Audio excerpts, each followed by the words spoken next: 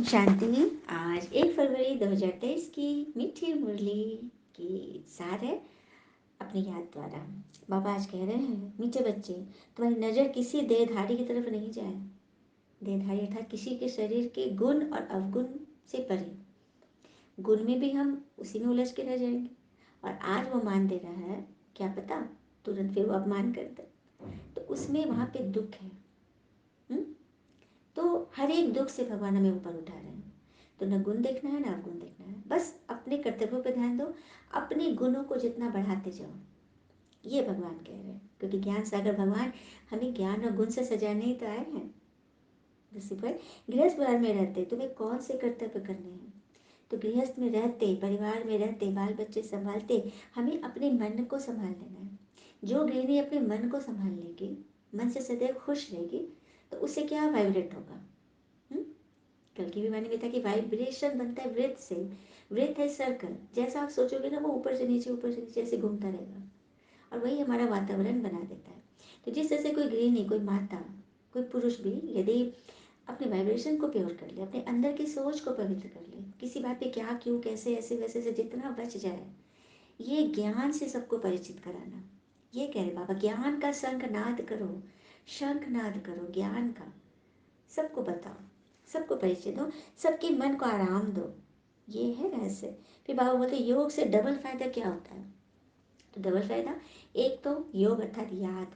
याद हम किसको कर रहे हैं, शिवलिंग के जल की लोटनी की तरह बूंद बूंद शिवलिंग पे टपक रहा है, उससे से हमारी याद बूंद बूंद भगवान की याद में रहे। एक फील कीजिए, परम धाम से एक दिव्य लाइट किरण आ रही है और आपके सर से मतलब आपको जोड़ी हुई है, पकड़ी हुई है। वो लाइट टूटनी नहीं चाहिए। एक तो योग से ये फायदा होगा, हम भगवान की याद में, और जिसके लिए भी जो कुछ सोचे, कोई बीमार है, कोई दर्द में है, कोई हलचल में है, उसके लिए अच्छा अच्छा सोचे। जब आप परमात्मा से कनेक्ट होंगे ना, तो आप किसी पर भी कोई इल्ज़ाम नहीं लगाओगे, आप कोई गंदी वर्ड बोलोगे ही नहीं, आप अपनी कमी कमजोरियां देखोगे। यह होता है योग से फायदा। और दूसरा, योग से हमारे पीछे पाप भी भस्म होते हैं, पिछले पाप भी भस्म हो जाते हैं। जो कि सन्यासी आदि से भी हम प्रवचन सुनते हैं तो कुछ पल के लिए क्षणिक शांति मिलती है, लेकिन हमारे पिछले विकर्म तो नहीं भस्म होते। अब पिछले विकर्म जो चढ़े हुए हैं, वो फिर तो बीज रूप में, फल रूप में आएगा ही आएगा, है ना। तो उससे भगवान हमें मुक्ति दिला रहे हैं। ये ज्ञान हमारे हमें उस सारे मायावी बंधन से बचा लेती है। जो माया हमें बांध के रखती है ना, हम भगवान के को तो मानते हैं, लेकिन उनकी कितना मानते हैं। तो उनकी मानने के लिए हमको पता है, तक भगवान कल भी था कि गीता में कहे थे, हम बोलते हैं, और अभी गीता बाबा कह रहे हैं। ये मुरली ही वो गीता ज्ञान है जिसे हमारी आत्मा मधुर गीत गा रही है। हमारी आत्मा एकदम स्वस्थ है, हमारी आत्मा खुश है, हमारी आत्मा सभी को अपना भाई भाई, अपना अपना अपना समझ रही है। वसुदेव कुटुंबकम, पूरा विश्व एक परिवार है। इस ज्ञान से ही तो हो रहा है। वननेस की भावना सब में जग रही है। ये रहस्य है। फिर भगवान कहते हैं कि तुम मुझे शब्दों से नहीं पार सकते हो। गीता में लिखा है, शब्द से तुम मुझे, जब तब से मुझे नहीं पा सकते हो तुम।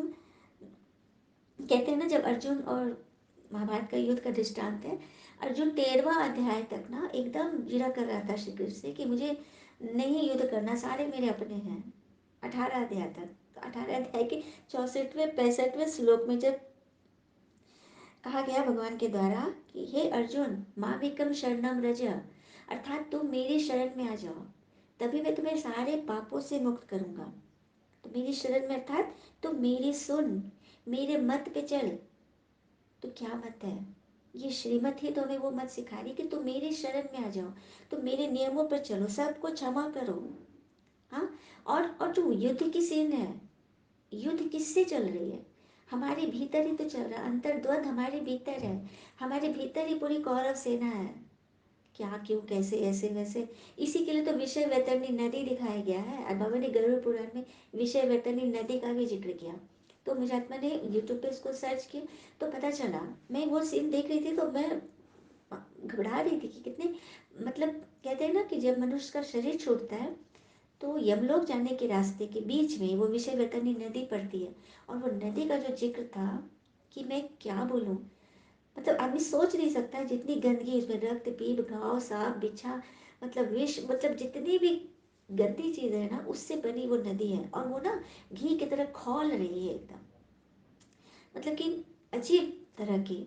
और जब मनुष्य क्रॉस करते हैं तो पुण्य आत्मा है वो तो इजीली क्रॉस कर जाते हैं, लेकिन जो पाप आत्मा है, फिर पाप आत्मा का भी जो जिक्र हुआ है, पाप आत्मा मतलब इस उस हिसाब से तो हम सभी पाप आत्मा हैं। क्योंकि देखो, एक तो दुख देने में एक्सपर्ट है, एक दुख लेने में एक्सपर्ट हो गया। तो दुख लेने वाला भी तो पाप कर रहा है ना, अपनी आत्मा के साथ कर रहा है, अपनी आत्मा को तो दुखी कर रहा है, कष्ट दे रहा है।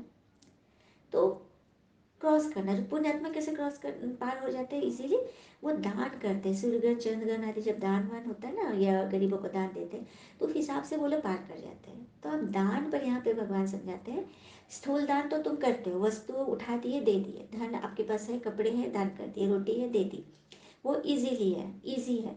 लेकिन कौन सा दान बाबा बोल रहे हैं, सूक्ष्म में अपनी कमी कमजोरियों का दान करो, जो जो हमारी आत्मा को कष्ट पहुंचा रहा है, तो वो कमी कैसे दान करें।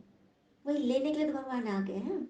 सुदामा मिसल, अपने कखपर में मत दबाओ, अपनी कमी कमजोरियां दे दो, भगवान को दे दो, बदले में तुमको महल माड़ी मिल जाएंगे, स्वर्गीय राजपाट मिल जाएगा।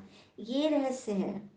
तो उस विषय वेतनी नदी, और कहते हैं ना गौ, गौ गौ दान करना भक्ति में है, तो गौ दान अर्थात ज्ञान दान। गौ की पूंछ पकड़ के तुम विषय वेतनी नदी से पार हो जाते हो, तो ज्ञान की पूंछ पकड़ लो। ये ज्ञान जो आपको सुना रहे हैं, उसके संग संग चलो, उसकी बात समझो और जीवन में अप्लाई करो, तब उस बैतरणी नदी से पार हो जाओगे। ये रहस्य है। तो इसका सार भगवान ने हमें बताया। ये मुरली हमें सिखाती है किस तरह से भक्ति के फल में भगवान आ जाते हैं मिलने के लिए। हाँ, और वो फल क्या देते हैं, ये फल ही है वो, ये मुरली ही वो फल है जिसके द्वारा भगवान हमें पुण्यात्मा बनाए, स्वर्ग का मालिक बना देते हैं। है ना बड़ी बात। फिर बाबा कहते कि दुनिया में शास्त्र आदि पढ़ते हैं तो शरीर निर्वाह के लिए धन वैभव इकट्ठे होते हैं, नौकरी भी करते हो, पढ़ाई पढ़ते हो तो पैसे आदि आते हैं, घर बार चलाते हो, तो ये भी पढ़ाई है। भगवान जो हमें पढ़ा रहे, टीचर बनकर आए ना पढ़ाने के लिए, तो इस पढ़ाई को शरीर नहीं पढ़ रहा, ये पढ़ाई आत्मा पढ़ रही है, और आत्मा संस्कार भर रही है, जिससे वो पुण्यात्मा बन जाएगी। है ना। वरदान है, अपनी ऊंची स्टेज पर रह प्रकृति की हलचल के प्रभाव से परे रहने वाली प्रकृति जीत बन जाते हैं। तो कौन सी ऊंची स्टेज, ऊपर आराम करो, उपराम हो जाओ उन सभी बातों से जो तुम्हें दर्द देती है, जो तुम्हें हलचल में लाती है, ऊपर रहो। क्योंकि व्यर्थ की बातें ही जो हमें नीचे गिराती है। हाँ।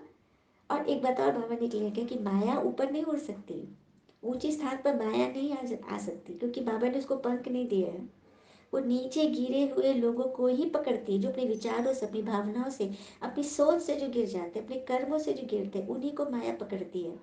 तब चॉइस हमारी है कि हमें किधर जाना है, उपराम रहना है, ईश्वर के पास उपराम रहना है, ये मुरली सुनकर अपने जीवन में उतारना है, या फिर कमी कमजोरी व्यर्थ में, हलचल में, क्वेश्चन में, दर्द में, उल्हाने में नीचे गिरे रहना है। नीचे रहेंगे तो माया पकड़ेगी ही पकड़ेगी। तो बचना है ना। स्लोगन, अपने श्रेष्ठ वाइब्रेशन से सर्व आत्माओं को सहयोग की अनुभूति कराना ही सच्ची सेवा व दान है। अपनी श्रेष्ठ वाइब्रेशन, हमारी सोच, हर एक के प्रति, कोई बहुत बीमार है लेकिन उसके प्रति भी शुभ भावना, शुभ कामना, हिम्मत की टांग देकर उसको चलाओ, हिम्मत बल भरते रहो, आत्मा में बल भरो, आत्मा को ज्ञान का इंजेक्शन देकर उसको इतना ऊपर उठा दो कि एकदम निरोगी बन जाए, वो अपने भीषण भीषण दर्द से भी उपराम हो जाए। ये बोलते हैं बाबा, सभी को ऐसा सहयोग दो, और यही तो सच्ची सेवा वरदान है ना। ओम शांति। शुक्र मीठे बाबा, वो बाबा के प्यारे प्यारे बच्चे। All is well that ends well. ओम शांति।